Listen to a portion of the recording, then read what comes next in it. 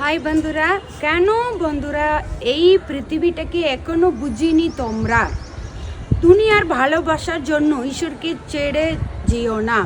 খ্রিস্টের জন্য সব কিছু ছেড়ে দিন, কারণ খ্রিস্ট কখনই আপনাকে ছেড়ে যাবেন না।